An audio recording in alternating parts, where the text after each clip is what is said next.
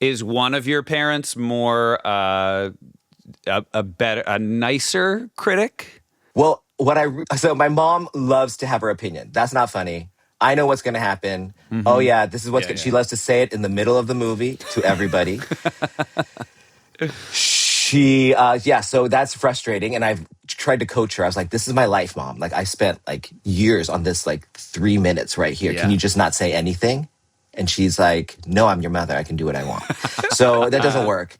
And then my dad is very like, loves it, everything. But then I realized that I did Now You See Me Too. And we went to China to do an opening in China.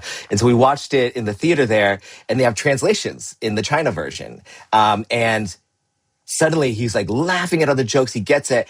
And my mom like, oh yeah, he never understands your movies. He he can't keep up that quickly. So I was like, this whole time, 20 years. Anyway. That's so good. Well, it must have been nice to be like, oh, so it is working. Yeah, it's working better than I thought. He's not bad. I would imagine there's something a little bit more.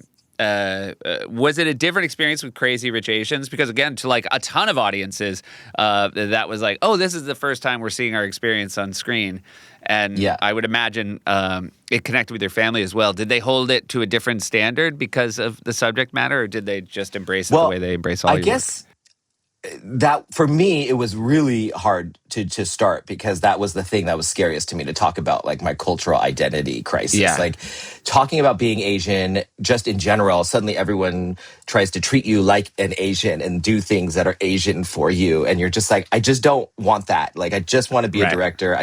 So for years and years, I've just was on that track. And then I realized, this is as an artist, I need to do the thing that scares me the most. So exploring my family, but Crazy Rich Asians is my family essentially. My mom is Eleanor in that way, and they very much talk about the traditions and what our generation can't do of sacrifice and what they sacrifice for us. But at the same time, they love media, so they're listening to oldies, they're listening to new songs, they're taking us to shows. So that mix of that tone was really similar. I made a playlist of all these old songs from China that I had never heard from like the 50s and 40s, and I played it for my mom, and her eyes like lit up. And this is the stuff that's now in the soundtrack and stuff. She knew every word to all these songs. She looked like she was 19 years old, and her sisters all knew the words. She's like, me and your dad used to dance the jitterbug to this music. And I'm like, what? You guys liked each other?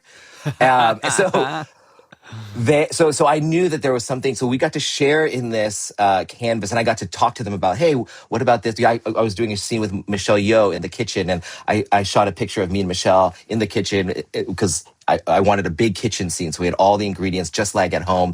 And Michelle, before this, she was like, hey, you have a bag of MSG. You shouldn't have that bag of MSG there. And I was like, oh, it's fine. No, it's like so in the background. Nobody cares. And so then I take a picture with Michelle and I send it to my dad. And I'm like, oh, this is Michelle Yeoh and I. And he's like, why is there MSG right there? I was like, oh.